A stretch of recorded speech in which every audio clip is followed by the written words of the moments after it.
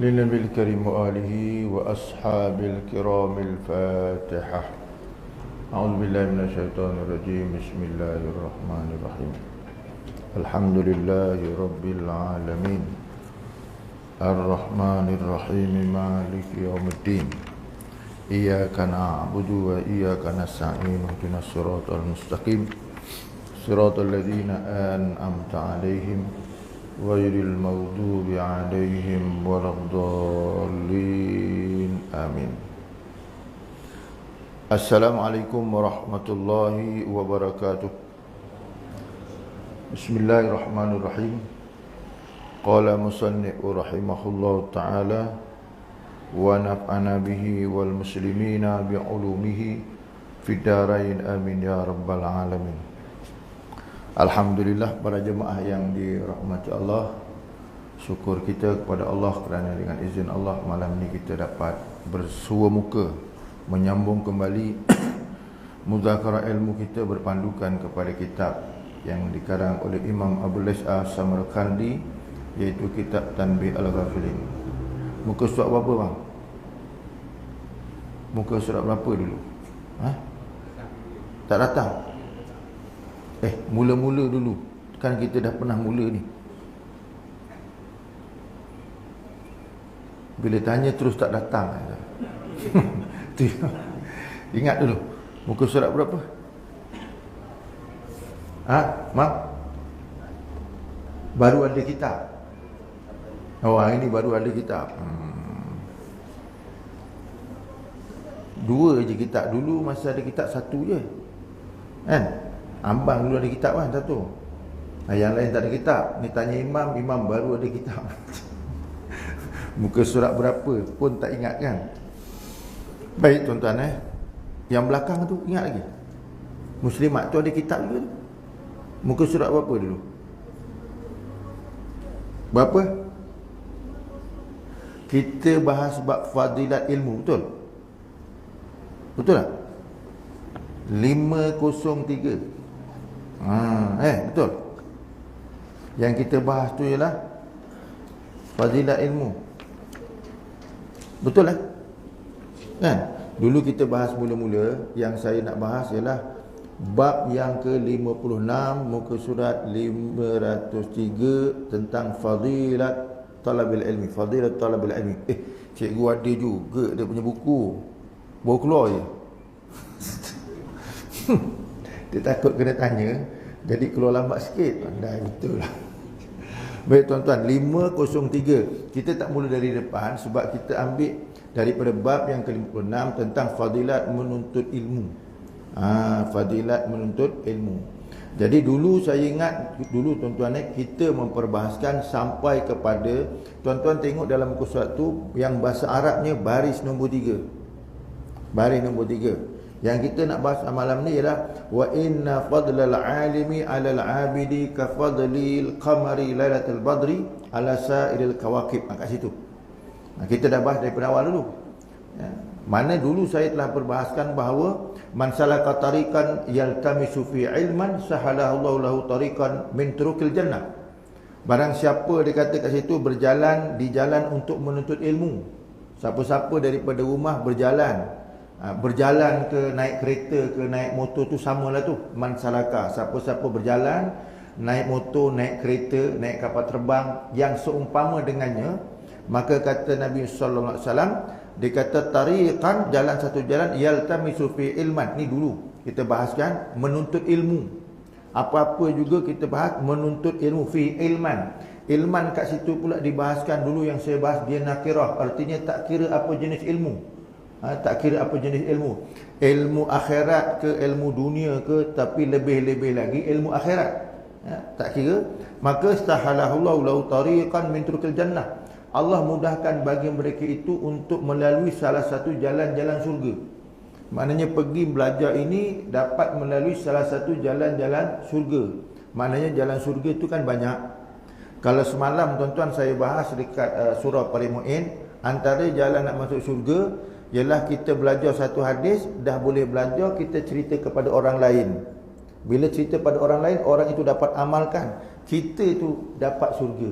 Maknanya itu pun jalan syurga.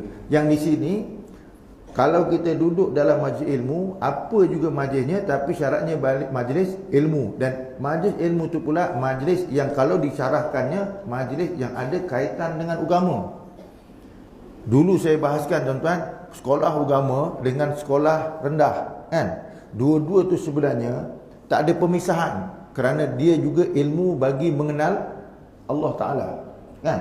Dulu saya pernah sebut pada tuan-tuan, orang belajar ilmu sains, orang belajar ilmu matematik, orang belajar ilmu bahasa Inggeris, ataupun orang belajar ilmu geografi, semua benda tu mengkaji tentang alam ini, yang akhirnya untuk mengenal Allah Ta'ala. Ilmu tu akhirnya untuk mengenal Allah Ta'ala.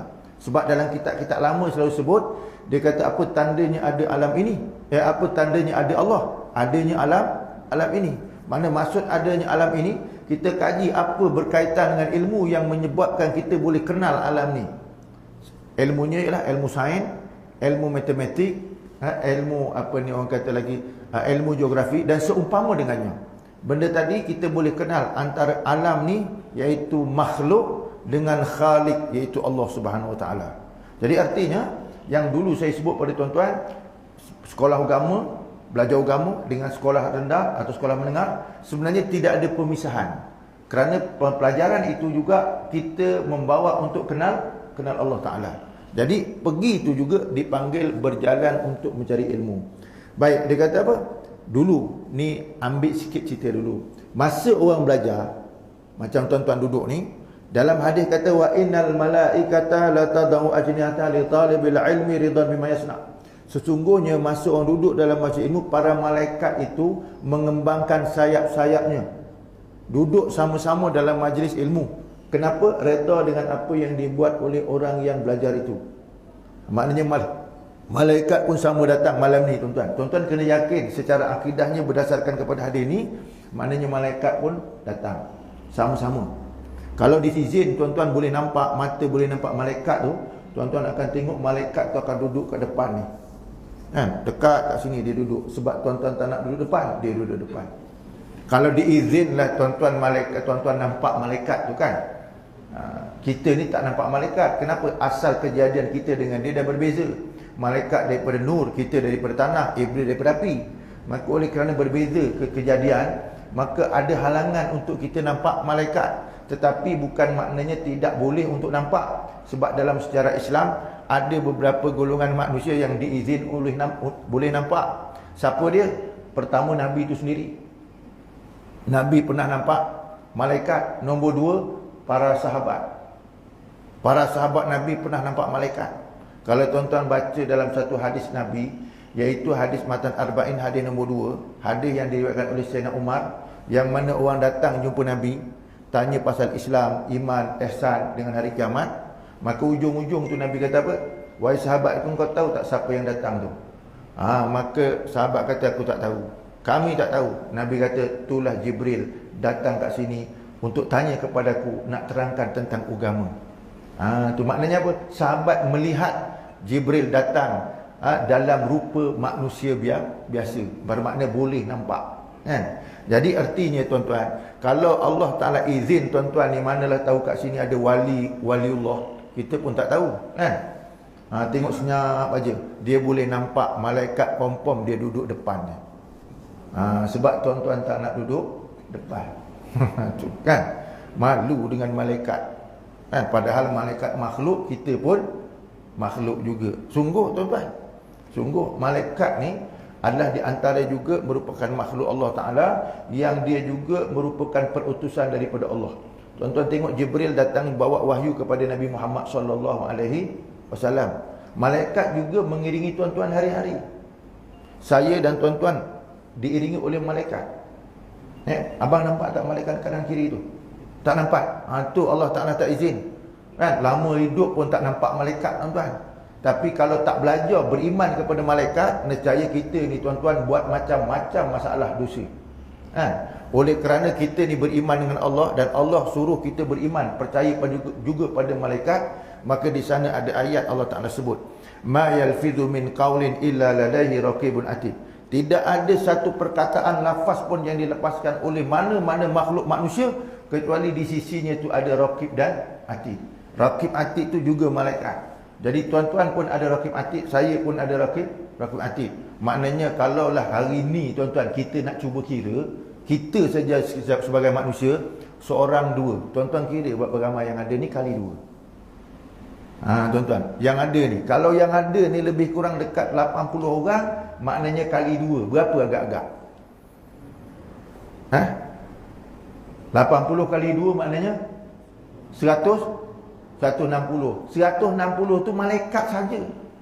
Kan tambah tuan-tuan 60 lagi. 80 berapa dah tu? 160 tambah 80 berapa? 240. Itu kita dengan dia saja. Belum hak yang lain. Ada lagi malaikat yang lain datang malam ni tuan-tuan. Kira-kira ni kurang-kurang lah makhluk Allah Ta'ala kat sini, antara malaikat dengan manusia ni dah ada 200 lebih. Ramai atau tidak tuan-tuan malam ni? Ramai. Tu yang kita kena yakin malam ni bukan sikit, ramai. Kalau kira manusia dengan malaikat seorang dua tu dah 200 lebih dah. Dah 200 lebih. Bukan sikit, ramai. Cuma kita ni bila tak rasa yang Allah Ta'ala hadirkan malaikat, tu yang kita rasa kita je. Tu yang kadang-kadang duduk dalam majlis ilmu dalam majlis ilmu ni sedap, kadang-kadang terlelap. Sedap tu. Kan tak sadar malaikat tengah catat tu. Kan hari malam Sabtu, malam Sabtu kan, masing-masing baca kitabnya, malaikat catat tengah tidur dalam kuliah. Betul tak? Macam apa? Betul tak? Tengah tidur dalam kuliah. Itu dia. Tu malaikat pun catat lagi, betul aku duduk sebelah si fulan. Siapa? Ali bin Muhammad contoh. Dia pun baca. Aku duduk, malaikat catat. Orang ni duduk belakang, malaikat catat gitu. Bukan saya catat tuan-tuan. Saya nak tanya tuan-tuan, tuan-tuan yakin tak tiap-tiap seorang malam ni, setiap seorang ada 2 orang malaikat sebelah tu, yakin tak? Yang duduk depan, duduk tepi, duduk belakang, semua kena yakin. Sebab memang dalam Quran kata tiap seorang tu ada 2 malaikat duduk mengiringi dia.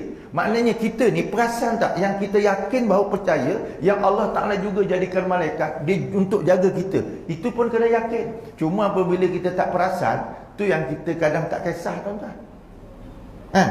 Macam abang lah kalau jalan dengan orang rumah, walaupun abang jalan depan, orang rumah jalan belakang. Bukan sebelah, kita jalan depan, dia jalan belakang. Agak-agak tuan-tuan, kalau tadi tu ada janda lalu, agak-agak nak tegur tak? Orang rumah belakang ni. Tuan-tuan, Abang Jamil macam. Cik Jamil kan? Betul? Ya kena panggil Abang Jamil lah. Ni bukan Abang Jamil Peramli Madu 3, bukan. Tapi nak sebut tuan-tuan, kita orang rumah kat belakang ni jalan pergi kan, sebab masing-masing dah tua. Masa muda-muda memang macam belakang, tapi dah tua, satu depan satu belakang. Yang kat depan tu tuan-tuan, dia kat belakang ikut dia, tiba-tiba janda lalu, agak-agak berani tegur tak? Macam Abang Jamil berani tegur? Tak berani, itu belakang dia tengah nak tegur je, tangan itu dah kan. Itu bini kita sekarang ni tuan-tuan, malaikat tak berpisah dengan kita. Yang saya nak katakan gitu, malaikat tu tak berpisah dengan kita, dia sentiasa catat, dia ada. Jadi artinya dalam bab ni tuan-tuan, dalam masa kita belajar ni, dia pun ada sekali, malaikat pun ada sekali. Tuan-tuan, itu sebab dalam hadis ni dia kata innal malaikata la tad'a ajnihataha ridwan bima yasna. Sesungguhnya para malaikat itu dia mengembangkan sayap dia redha dengan apa yang kita buat. Jadi sebab itu tuan-tuan, orang yang bila datang duduk dalam majlis ilmu, dia kena beradab. Kenapa? Sebab malaikat tu Allah hantar untuk mengiringi majlis tersebut. Itu dia, mengiringi majlis tersebut. Kemudian disebut lagi dalam hadis ni, dia kata apa? Dia kata wa innal alima la yastaghfiru lahu kullu man fis samawati wa man fil ardi wa haitani fi jawfil ma. Dia kata sesungguhnya orang alim itu, orang alim artinya apa? Orang yang mengajar. Bila kata orang yang mengajar, bila mengajar dia mesti ada orang yang mendengar, yang belajar. Maka menuntut istighfar, menuntut ampun apa yang ada di langit dan di bumi. Hatta haitan. Haitan tu maknanya ikan dekat laut tu pun dia menuntut ampun untuk kita. Malaikat bukan sekadar datang, segala isi langit bumi tu menuntut ampun bagi kita. Sepanjang tuan-tuan duduk maghrib ni, nanti sampai kepada isyak, dia sentiasa beristighfar. Untuk siapa? Untuk kita. Kan? Cuba tuan-tuan kalau tengok Pak Imam sekarang ni maghrib, nanti isyak, kita tak ada majlis ilmu, ganti dengan wirid. Pegang tasbih seorang-seorang. Tahan tak bang? Bang, Macam tahan tak? Lepas maghrib, ustaz tak datang, pegang tasbih subhanallah, astagfirullahalazim, sampai bang nanti, agak-agak tahan tak? Yang rata-ratanya memang tak tahan. Kenapa? Sebab tuan-tuan tengok biasanya, kalaulah dekat hari itu ustaz tak datang, orang tak akan pegang tasbih. Dia akan duduk kat beranda, bual sambil ngukuk. Betul Bang Jamil? Itu yang biasa orang buat. Tapi nak wirid payah. Tapi malaikat tuan-tuan, kita duduk, dia beristighfar untuk kita. Orang alim untuk dia beristighfar. Sebab tu tuan-tuan kalau tengok orang alim tuan-tuan yang dipaham, dia akan mengajar pagi, mengajar petang, mengajar malam, mengajar. Kenapa? Itu adalah memang kerja dia. Sebab dia mewarisi kerja Nabi. Jadi dalam kerja dia tu kadang-kadang dia tak sempat nak berwirid panjang-panjang. Kenapa? Wirid dia tu mengajar. Kalau jenis orang tak mengajar, dia ada wirid sendiri. Mungkin lepas maghrib satu wirid, lepas subuh satu wirid. Tapi bagi orang yang jenis faham, orang ulama, dia punya wirid tu mengajar. Pagi mengajar, kadang duha mengajar, petang kadang mengajar, malam mengajar. Jadi wirid kepada dia. Jadi orang yang, makhluk yang menuntut istighfar bagi dia siapa? Malaikat. Langit bumi ni menuntut istighfar bagi dia. Tuan-tuan. Sebab tu tuan-tuan kita malu sikit. Bukan malu sikit, malu banyak dengan bumi, dengan langit. Kenapa? Dia beristighfar untuk kita. Tu sejadah yang tuan-tuan duduk apa semua ni pakai, beristighfar untuk kita. Kita ni istighfarnya sikit-sikit, tapi mereka itu lebih banyak daripada kita. Apa dalilnya? Saya juga pernah sebut dulu, wa in min syai'in illa yusabbihu bihamdihi walakin la tafqahuna tasbihahum. Surah Al-Isra juzuk 15. Allah Ta'ala kata, sesungguhnya tiap-tiap sesuatu makhlukku yang kecil itu bertasbih kepada Allah, tetapi kamu tidak mengetahui akan tasbihnya. Dia bertasbih. Kalau tuan-tuan duduk dalam kuliah ni, tiba-tiba tengah duduk-duduk datang juga nyamuk. Nyamuk pak gigit kita. Nyamuk tu tuan-tuan bertasbih atau tidak? Bertasbih atau tidak? Jangan bertasbih tak? Bertasbih juga. Sebab kita tadi duduk masa kuliah berangan, pak dia cocok kita nak bagi beringat balik semula. Bertasbih. Sebab tu nyamuk tu pada kita, dia kacau kita, tapi nyamuk jugalah yang menjadi tentera Allah Ta'ala. Yang bunuh Namrud siapa tuan-tuan? Yang bunuh Namrud siapa? Yang bunuh Namrud tu siapa? Sejarahnya kan nyamuk betul tak? Masuk dekat hidung, mati dia. Kita ni baru nyamuk datang. Makhluk Allah Ta'ala tu makhluk Allah. Kita duduk-duduk pak dia gigit. Jangan kita terus pak tu tuan-tuan. Ingat balik kita silap. Dia kadang datang memberi peringatan kepada kita. Tu kena ingat. Baik. Kemudian dalam hadis ni sebut, dia kata, yang ini baru malam ni sambung tuan-tuan. Daripada perbahasan tu dia kata apa? Wa inna fadlal alimi 'alal 'abidi ka fadlil qamari lailatal badri 'ala sa'iril kawakib. Dia kata sesungguhnya kelebihan orang alim dengan orang abid. Orang alim dengan orang abid. Soalan kat sini tuan-tuan nak bahas dulu, nak kenal. Alim tu apa? Abid tu apa? Alim tu apa? Abid tu apa? Alim ini adalah mufrad daripada perkataan asal alima ya'lamu aliman. Asal perkataan alima ya'lamu aliman. Dia punya isim fa'ilnya aliman. Orang yang berilmu itu dipanggil, kalau seorang alim, kalau banyak dipanggil ulama. Kalau banyak dipanggil ulama. Jadi yang dikatakan alim ini, kalau tengok di dalam kitab-kitab, dia kata man lahu zu ilmin. Siapa-siapa yang ada baginya ilmu, maka dipanggil alim. Siapa-siapa yang ada ilmu dipanggil alim. Itu asal ilmu, man lahu zu ilmin. Bagi siapa yang ada ilmu, maka orang tu dipanggil alim. Kira-kiralah tuan-tuan, kalau orang tu ada ilmu agama, dia mengajar agama, maka dia alim dalam bab agama. Tapi kalau kira-kira orang tu ada ilmu tentang buat rumah, memang dia alim betul buat rumah, maka dia pun dipanggil alim juga. Tuan-tuan jangan alim tu tuan-tuan nampak ustaz aja. Ataupun tuan-tuan nampak seorang tok guru baru nama alim, tu orang yang betul-betul pakar rumah tuan-tuan. Dia tengok aja, dia tengok daripada jauh, dia tak payah pakai tip nombor, tak payah pakai tali, tak payah, dia tengok. Oh, yang ini kena 20 kaki. Dia tengok je. Kita yang jenis tak berapa nak alim ni kena ambil dulu tali tip tu. Tarik, oh ngam 20 kaki. Tapi jenis orang yang memang pakar, dia tengok aja dah tahu dah. Kan? Tinggi berapa, rendah berapa. Betul Abang Jamil? Betul lah?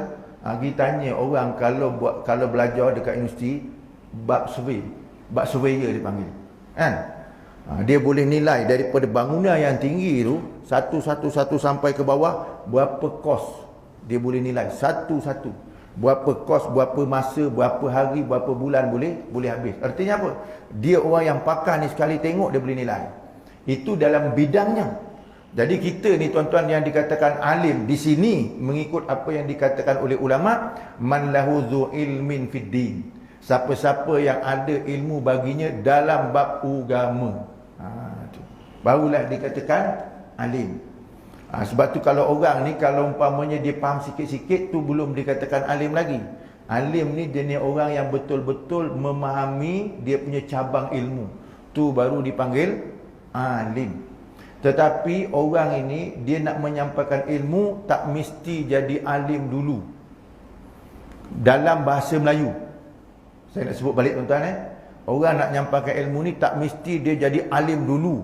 Dengan banyaknya ilmu tak mesti. Kenapa? Apa hujahnya? Sebab Nabi kata balighu ani walau ayat. Engkau kena sampaikan daripada aku walaupun satu ayat. Maknanya kalau tuan-tuan tahu satu je, tetapi tuan-tuan tahu sungguh betul, yang itu tuan-tuan boleh cerita kepada orang lain. Tak mesti nak jadi habis jadi penghafal hadis Nabi. Tak mesti. Tahu satu je dah boleh bercakap dengan orang. Macam Bang Jamil, agak-agak Ustaz Razali tak datang boleh ganti lah agak. Macam, boleh tak? Nabi kata, tuan-tuan tengok dalam hadis Nabi, balighu ani walau ayat. Dalam mukadimah kitab ni pun dia ada sebut, sampaikan daripada aku walaupun satu ayat. Artinya tuan-tuan, kalau seorang tu dia cuma tahu satu je, tapi dia tahu sungguh, dia kena sampaikan kepada orang lain atau tidak tuan? Macam Bang Jamil. Kena kan? Jadi kalau kena, kira-kira kalau ustaz tak datang boleh ganti. Tak masalah. Macam Mam, boleh tak? Itu tak berani tuan-tuan sebenarnya. Bukan tak boleh. Tak berani. Padahal boleh. Boleh tuan-tuan. Tak salah. Sebab itu tuan-tuan bertanggungjawab malam ni. Tuan-tuan bertanggungjawab. Apa tanggungjawab? Selepas tuan-tuan dengar apa yang saya kata ni, tuan-tuan kena sampaikan. Paling sikit tuan-tuan sampaikan tu anak dengan isteri kat rumah. Kena beritahu dia. Kena ngajar dia. Jangan tuan-tuan balik rumah ni tak mengajar, tuan-tuan kena sambung ajar. Tu. Azam. Abang Jamil boleh? Boleh, kena boleh. Kitab tebal-tebal macam ni bawa balik rumah. Mai sini, saya nak baca ni tadi ustaz baca ni, jadi kita tolong bacakan. Takkan tak boleh main baca tuan-tuan. Itu pun boleh. Tuan-tuan ngajar rumah, ngajar anak-anak kita ilmu lain boleh. Ni ngajar agama ni. Kini ajar agama wajib pada kita. Tuan-tuan dah ajar anak dan isteri kat rumah ilmu macam-macam dah. Ni cuma ilmu agama yang belum ajar. Betul Abang Jamil? Anak kita dengan mak dengan isteri kita dah diajar kat rumah ilmu macam-macam, betul? Kan?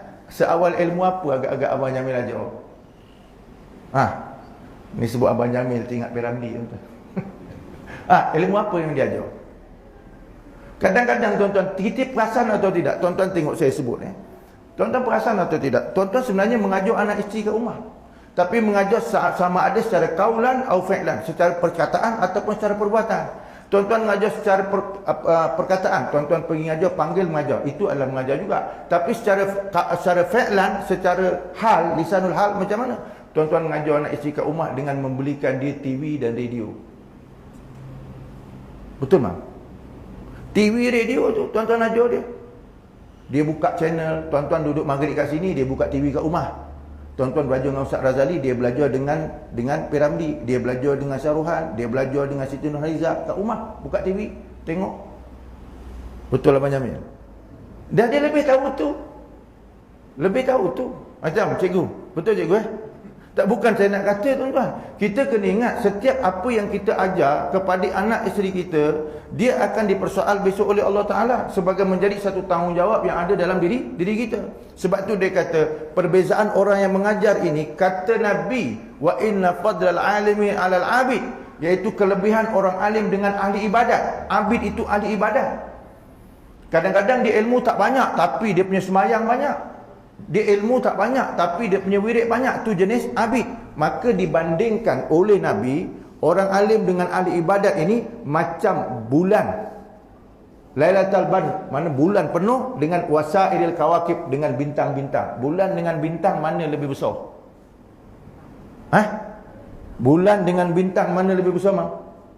Bulan besar, betul? Betul lah. Asal cikgu, bulan dengan bintang mana lebih besar? Nak tanya. Bulan dengan bintang. Bintang. Kalau ikut kajian memang bintang. Kenapa? Bintang lebih jauh daripada bumi berbanding bulan. Sebab tu yang dekat kita nampak besar, yang jauh kita nampak kecil. Allah Ta'ala sebut dalam Quran, idza sama'un fatarat wa idzal kawakibun tasarat. Dan kamu akan menyaksikan suatu masa nanti langit ini terbelah dan hancur, dan wal kawakibun tasarat, dan bintang-bintang itu berguguran. Bila bintang berguguran tuan-tuan, maka kita akan lihat dia kecil dan besar.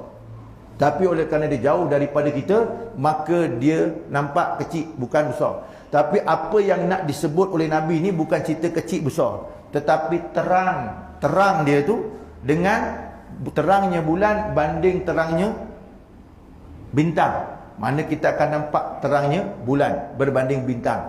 Maka cahayanya orang alim dengan ahli abid macam tu perbandingan Nabi. Bermakna dia punya cahayanya, orang alim itu lebih terang dan lebih besar dipandang dengan pandangan mata berbanding dengan bintang. Berbanding dengan bintang. Tu dia. Jadi artinya itu kelebihan orang alim. Sebab itu tuan-tuan, dalam kitab Duratul Nasim pernah disebut, kalau orang alim itu tidur dan orang abid itu dia sembahyang, setan lebih takut dengan orang alim yang tidur berbanding dengan ahli ibadat. Itu dalam kitab Duratul Nasim ada disebut. Dikisahkan di mana kalau kat masjid ada orang alim tidur, kemudian sebelahnya ada orang abid. Setan tak berani masuk. Tak berani masuk tu bukan kerana seorang abid, tetapi kerana orang alim. Tidurnya orang alim ditakuti oleh setan berbanding dengan ibadatnya seorang abid. Jadi tuan-tuan nak jadi mana satu? Macam cikgu. Dalam hadis menyebutkan tidurnya orang alim itu lebih ditakuti oleh setan daripada ibadatnya seorang abid. Dalam kitab Duratul Nasim sebut macam tu. Walaupun orang alim tu tidur, setan takut berbanding dengan orang ahli abid. Kenapa? Sebab orang alim, setan takut kepada orang alim. Sebabnya kenapa? Sebab apabila dia kacau orang abid, orang alim boleh betulkan ibadat tu. Itu yang dia takut. Sebab itu dalam hadis mengatakan fa'alimun asyaddu 'ala syaitan min alfi 'abidin. Itu dalam hadis. Fa'alimun asyaddu 'ala syaitan min alfi 'abidin. Seorang alim itu lebih ditakuti oleh setan daripada 1000 ahli ibadat. Kalau ada ahli ibadat 1000 banding dengan seorang alim, setan lebih takut seorang alim. Jadi tuan-tuan nak jadi alim ke nak jadi ahli abid? Kalau ditanya, bang, nak jadi alim ke jadi ahli abid? Kalau ikut perbandingan tadi. Jadi jawapannya salah. Kalau jadi alim, nak jadi dua-dua, itu betul. Kan? Jadi dua-dua. Sebab apa? Orang alim dia kena beramal dengan ilmu, maka dia akan jadi ahli ibadat. Cuma di sini nak dibezakan antara ahli ibadat dengan orang alim tu. Ilmunya orang alim itu lebih ditakuti oleh setan. Ilmunya orang alim itu lebih ditakuti oleh setan. Sebab itulah tuan-tuan, kita kena berusaha jadi orang yang alim. Setan takut. Tetapi setan suka goda orang yang alim. Dia suka goda. Cuma dia punya pangkat dia tuan-tuan tak serupalah datangnya. Kalau yang datang jumpa orang alim, pangkatnya mesti besar, general.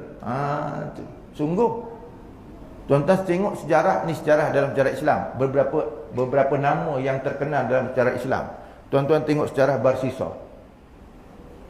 Kenal Abang Jamil Barsisa? Pernah dengar? Tak pernah? Seingat saya kenal Abang Jamil ni lama. Dulu lagi pernah ikut saya punya kuliah. Dulu lagi, daripada dulu sebelum PKP. Dulu pernah ikut kuliah. Barsisa ni saya pernah cerita banyak kali Abang Jamil ada. Ni confirm lupa punya pasal. Betul? Tu. Barsisa ni tuan-tuan, kalau tuan-tuan nak tengok sejarahnya, tuan-tuan buka dalam kitab Siyarus Salikin. Ada disebutkan. Apa dia? Dia ni tuan-tuan, Barsisa ni anak murid ramai. Anak murid ramai. Anak murid berapa ramai? 60,000 orang. Diceritakan. Dan hebatnya anak murid macam mana? Boleh jalan atas air, boleh berterbang atas udara. Anak murid. Hebat tak hebat tuan-tuan? Kalau anak murid dah boleh jalan atas air, boleh berterbang atas udara, Tok Guru jangan cerita. Tapi Barsisa ni tuan-tuan tewasnya dengan siapa? Dengan syaitan. Dengan syaitan. Dia kaji macam mana nak lawan Barsisa ni. Maka syaitan pun buat pakai macam mana dia pakai. Dia tengok apa Barsisa buat. Rupa-rupanya Qiyamul Lail kuat. Malam Qiyamul Lail, siang puasa. Jadi dia pun datang pakai jubah, pakai serban, duduk sebelahnya. Dia dah kaji dah. Barsisa ni dia ada kelemahannya. Apa dia? Dia Qiyamul Lail, dia puasa. Qiyamul Lail tak tidur malam, dia puasa. Mana hebatlah tu. Cumanya time dia ngantuk, dia tidur.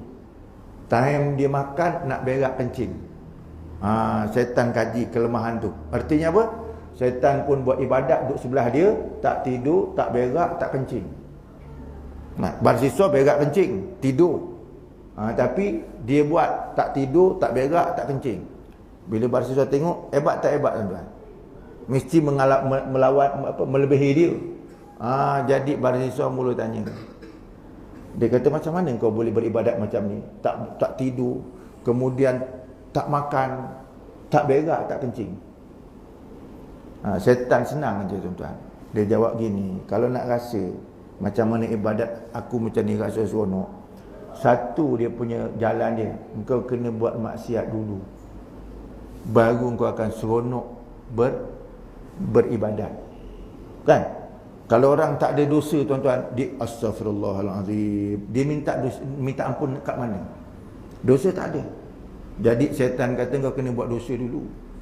Buat dosa dulu baru sedap istighfar. Buat dosa baru sedap astaghfirullahalazim, mengenang dosa. Jadi Barsisa kata bagus juga. Minta cadangan. Apa kau cadang aku nak buat dosa apa? Maka dalam sejarah, tuan-tuan pernah dengar cerita ni? Rasa pernah cikgu kan? Tapi nak cerita balik bang, pernah dengar? Geleng juga. Macam betul-betul tak pernah dengar. Kan? Sejarah ni biasa diceritakan. Kemudian tuan-tuan cadangan, maka syaitan kata cadangan dia kata apa? Kalau kau ni nak berzina, nak buat dosa tu paling sedap beribadat, mesti dosanya besar. Besar dosanya, maka ibadatnya jadi sedap. Jadi cadangannya apa? Bunuh orang.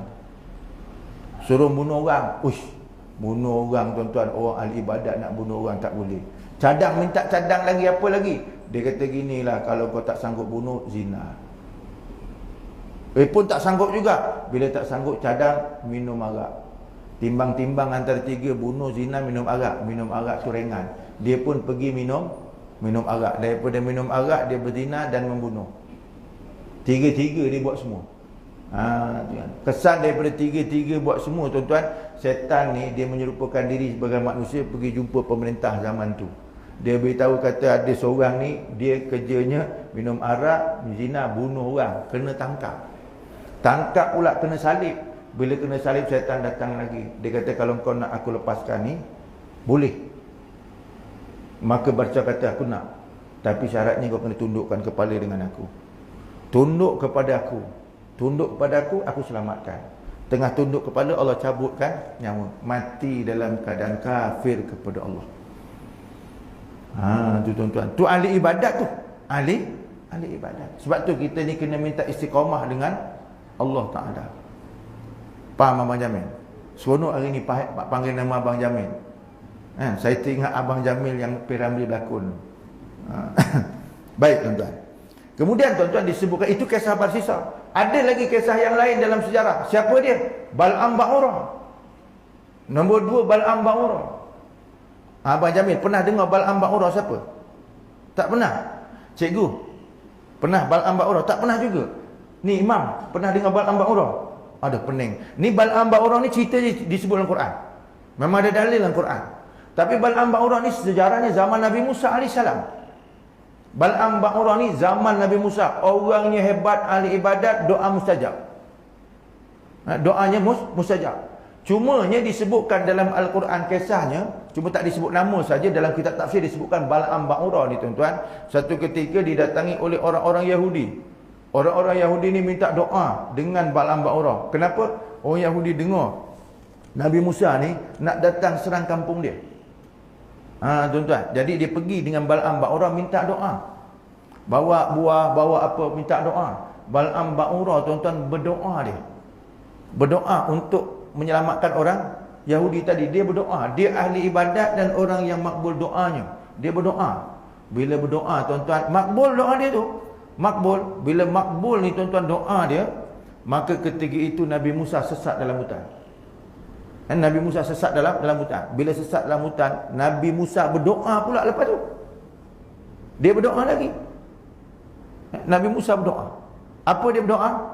Dia kata, ya Allah, kenapa aku boleh masuk dalam hutan ni nak melaksanakan perintah kamu, tak jumpa tempat yang kau arahkan. Padahal Nabi Musa tahu dah. Maka Nabi Musa berdoa dengan Allah Subhanahu Wa Taala. Dia kata, ya Allah, siapa yang menyebabkan aku tersesat dalam hutan ni, bercabut iman dia.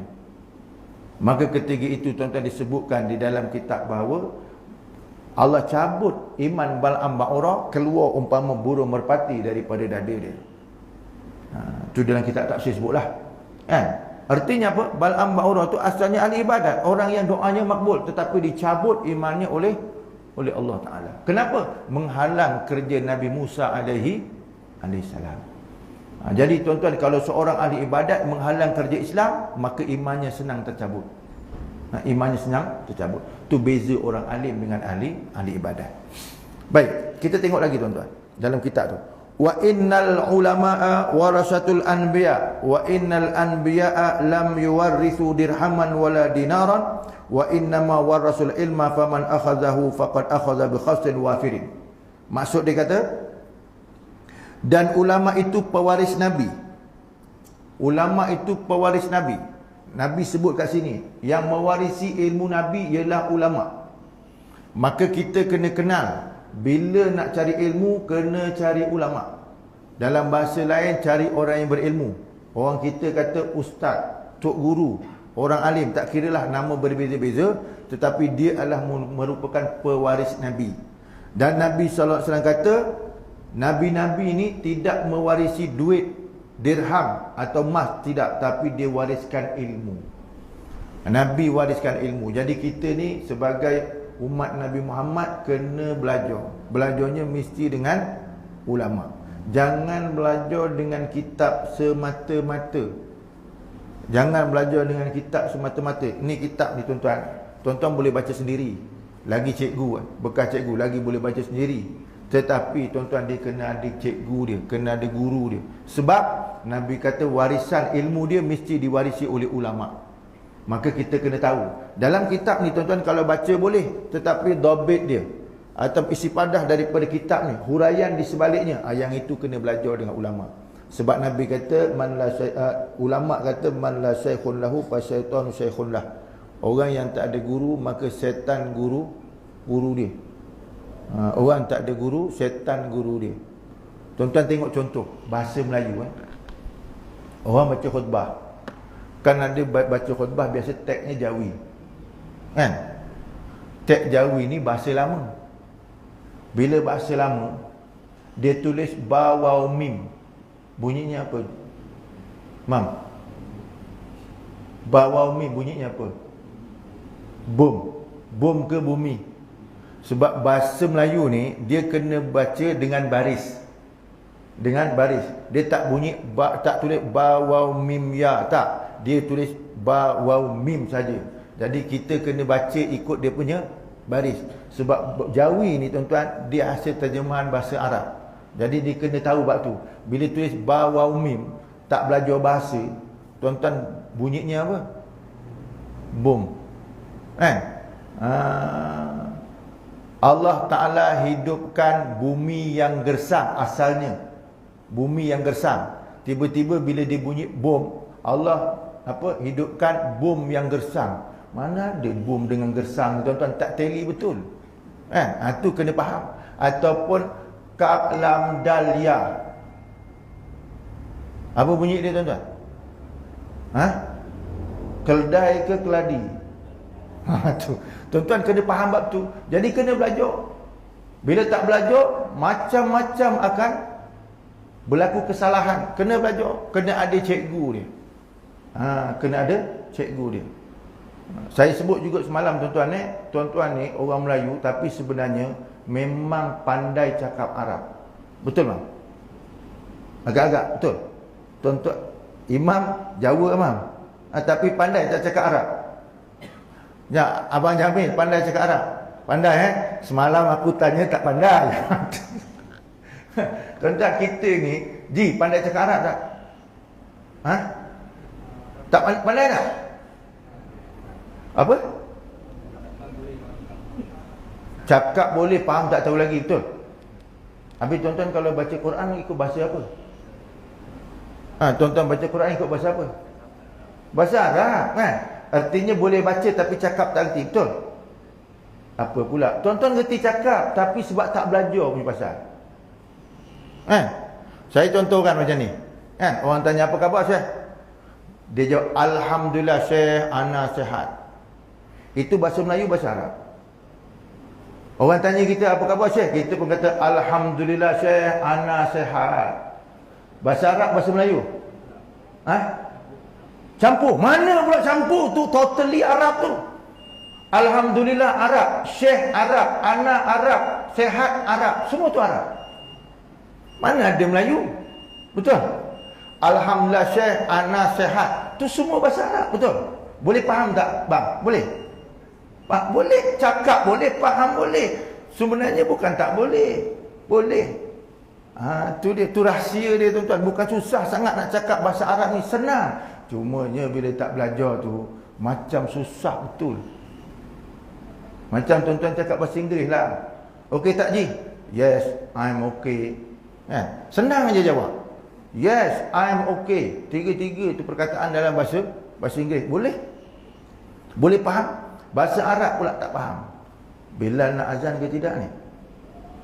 Dah masuk isyak ni? Nak azan ke tak? Atau nak terus? Terus ya? Saya bukan tak, saya kena tanya dulu lah tuan-tuan. Jadi kalau tuan-tuan nak azan, saya berhenti dulu. Kalau tak nak, saya terus. Kalau tuan-tuan nak azan, dapat faedah orang tak datang masjid tu. Kan? Yang dapat faedah orang tak datang masjid, jadi oh dah isyak. Tapi kalau tuan-tuan nak tak azan pun tak apa juga. Sebab kenapa? Yang tak datang masjid tu pun reti juga waktu isyak, walaupun tak bang. Kan? Cuma buat dengan tak je. Tu kadang-kadang tuan-tuan kita dengar bang bukan main kuat. Lagu Bayati lagi. Kadang-kadang kalau terisyak ni kena lagu ras, kena keras sikit. Pun sebelah masjid pun tak datang juga. Kan gitu. Betul? Macam bang. Hari tu tengok bola tak? Johor lawan Terengganu. Tengok, mam. Dengar je. Tuan-tuan. Tu yang kita tengok tuan-tuan, orang bola boleh tengok jauh-jauh tu, tapi ustaz sebelah rumah pun tak dapat tengok. Bukan senang. Jadi itu semuanya pilihan Allah Ta'ala. Jadi tuan-tuan yang boleh datang masjid ni bersyukurlah banyak kepada Allah Ta'ala. Yang tak datang tu apa boleh buat kan? Mungkin dia banyak urusan. Kita husnuzon je lah. Yang ada ni kita bersyukur kepada Allah Ta'ala. Bukan senang tuan-tuan nak datang majlis ilmu ni. Sungguh. Bukan senang. Kalau Allah Ta'ala tak pilih, memang tak pergi. Tuan-tuan. Tak percaya tuan-tuan. Saya nak sebut gini. Pagi tadi saya ada forum tuan-tuan dekat Batu Pahat ni, dekat Surau Seri Wangsa. Forum. saya berforum. Mula start forum saya ingat pukul 6.20 pagi lepas main subuh. Ini sejarah dalam hidup saya tuan-tuan, forum lepas subuh. Kali pertama forum lepas subuh. Biasa orang forum tengah hari ke atau malam, tapi ini lepas subuh. Tapi alhamdulillah jadi juga. Tapi nak sebut macam ni tuan-tuan, forum dengan Datuk Kiai Haji Suhaili Syamsuddin, Kiai Solihin, Suhaili Solihin. Dengan dia pukul 6.20 pagi start sampai 6.45. Surau tu betul-betul sebelahnya padang. Betul-betul padang tuan-tuan. Surau Seriwangsa tu padang.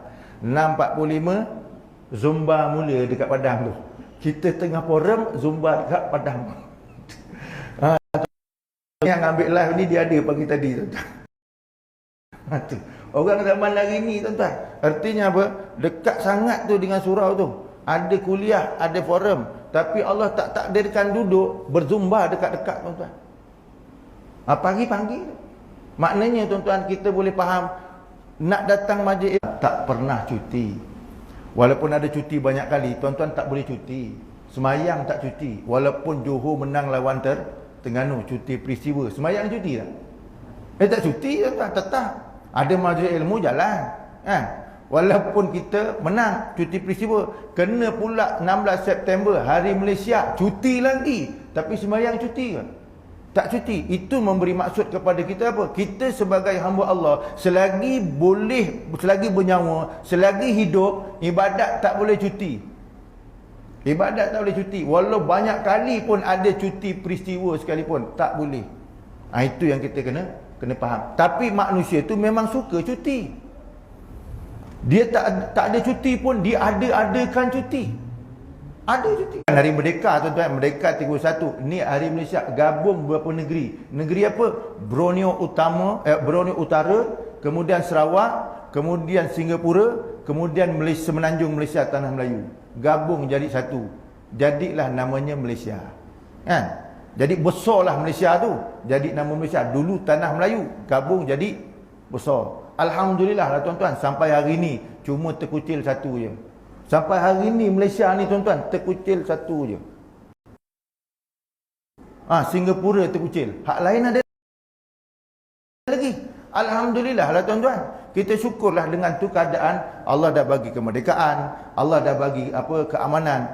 Cumanya masalahnya tuan-tuan, hari ini forum pagi tadi ada pengurusi tanya saya, kemerdekaan. Alhamdulillah kita merdeka, tidak dijajah.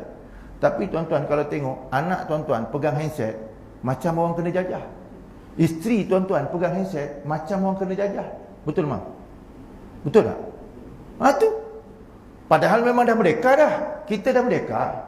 31 tahun dah, 65 tahun dah. Kalau Hari Malaysia 59 tahun dah. Kita dah dengan setengah abad dah. Memang kita dah merdeka, tapi kita duk tengok anak-anak kita pegang handset macam dijajah. Bini kita pegang handset macam kena jajah. Suami pegang handset macam kena jajah. Tu dia. Betul mak? Imam tak berani nak jawab. Betul mak, kena cakap betul sungguh. Betul bang? Betul. Anak kita, isteri kita, suami kita pagi boleh tengok WhatsApp, petang boleh tengok Instagram, malam boleh tengok YouTube, nak tidur boleh tengok Facebook. Anak kita pula boleh tengok game, pagi, petang, siang, malam boleh tengok. Padahal dia tu bennya Islam, bennya bapaknya beriman, isterinya maknya beriman, orangnya Islam. Tapi dia apa? Dia melayari program-program yang barat buat. Betul? Kan? Facebook siapa buat tuan-tuan? Imam, Facebook siapa buat? Yahudi buat. Tuan-tuan tengok bila nak buka Facebook, nak pergi masuk tuan-tuan, kat luar gambarnya gambar bulat, gambar bumi dengan siap dia punya rangkaian dia. Facebook orang Yahudi buat. Google siapa buat? Siapa buat Google? Orang Yahudi buat. YouTube siapa buat? Yahudi juga. Instagram siapa buat? WhatsApp siapa buat? Orang Yahudi juga. Kan? Kita dulu dengar WhatsApp nak kena buang, nak ganti benda lain, tiba-tiba tak jadi juga. Dia kontrol dah benda tu. Kan? Kita duk tengok benda tadi tu mereka buat, tapi yang pakai siapa? Yang pakai siapa? Mam, ada Facebook tak mam? Ada. Imam takut nak cakap. Abang Jamil Facebook ada? Ada. Abang Jamil, seawal Abang Jamil pun ada Facebook. Bukan Abang Jamil, Ustaz Razali tu pun ada Facebook. WhatsApp pun ada.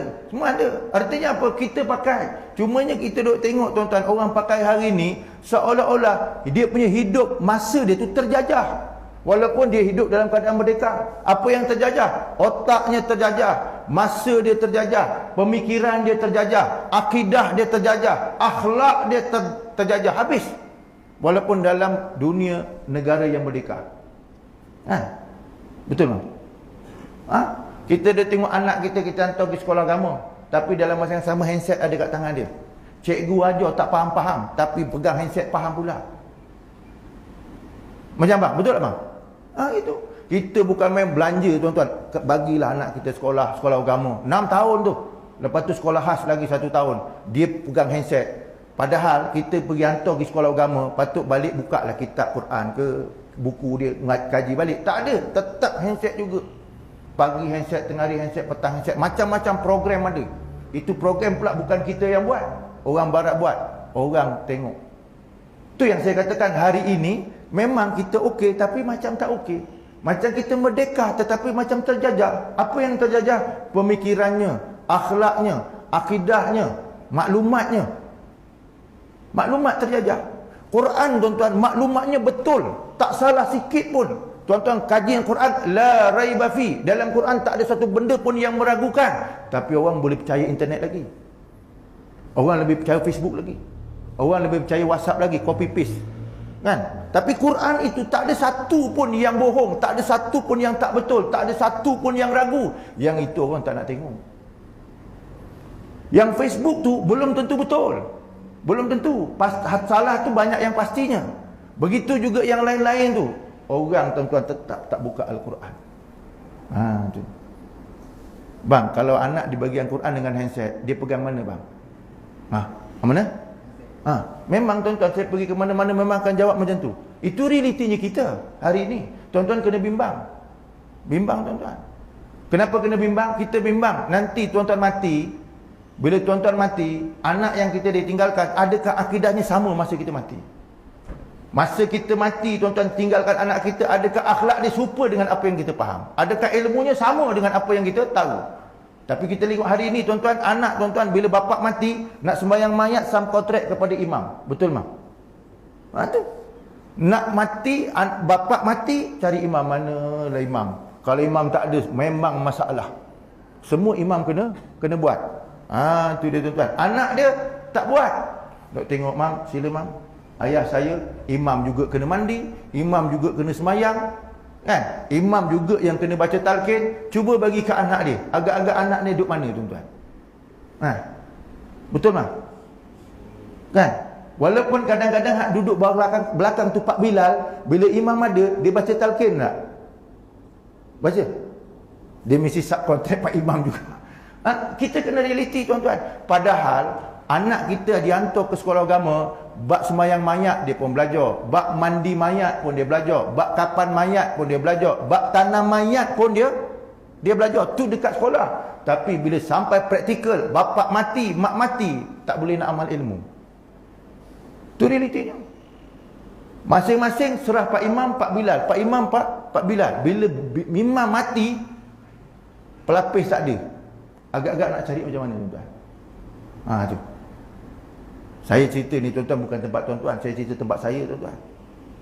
Tempat saya tuan-tuan, bila ada orang kampung mati, yang tukang mandi tu kampung sebelah. Yang tukang mandi tu. Tu.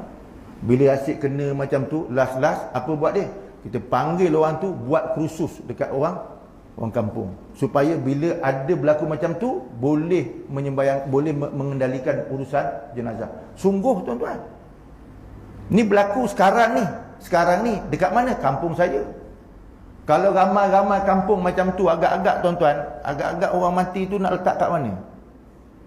Yang tukang mandi tak ada, kan? Yang tukang kapan tak ada. Agak-agak siapa nak buat? Jadi tak satu perniagaan kat situ. Jadi kau nak suruh aku bayar dulu, padahal benda tu kewajipan fardu kifayah. Mengurus tu bukannya sunat tuan-tuan. Orang mati kita urus dia tu fardu kifayah. Artinya masih tetap fardu. Kalau tak ada orang uruskan, pasti berdosa semuanya. Kalau sekampung tu tak ada seorang menguruskan, tuan-tuan, jatuh berdosa semua. Kerana fardu kifayah. Sebab terjemahan fardu kifayah atau makna fardu kifayah tu, maksud dia apa? Engkau ada, aku tak payah. Itu makna dia. Senang fahamkan fardu kifayah. Engkau ada, aku tak payah. Imam ada, aku tak payah. Bila imam ada, tak apa imam ada. Jadi kita relax je. Dia, Bilal ada. Itu makna fardu kifayah. Engkau ada, aku tak payah. Punya faham macam tu. Kalau semuanya faham macam tu, engkau ada, aku tak payah, engkau ada, aku tak payah, lah apa tuan-tuan jadinya? Tertinggallah mayat begitu. Tak ada tukang urus. Betul tuan-tuan. Ini bukan benda main-main. Tuan-tuan kita tanya orang hospital. Bila mati je kat hospital, dia takkan bawa balik rumah kecuali dah siap. Bawa balik rumah tu dah siap. Semayang, tinggal semayang je. Tapi pengurusan dekat hospital. Sekarang ni. Kenapa? Jenis orang nak mandikan jenazah tak berapa nak ada. Dan tak berapa nak pandai. Itu berlaku hari ni. Itu tempat saya tuan-tuan. Tak tahu kat Mampan. Kot memang betul-betul Mampan, kita tak tahulah. Ni tuan-tuan kena ingat betul. Sebab tu pentingnya belajar. Nampak benda tu kecil tuan-tuan. Tapi kalau suruh buat, belum tentu boleh. Belum tentu mampu. Saya dulu masih kecil-kecil tuan-tuan. Umur 11-10 tahun. Pak Bilal dekat kampung saya dulu tuan-tuan. Bila dia nak mulakan jenazah, dia mesti tarik saya. Pergi mari. Kita ikut kecil-kecil tu.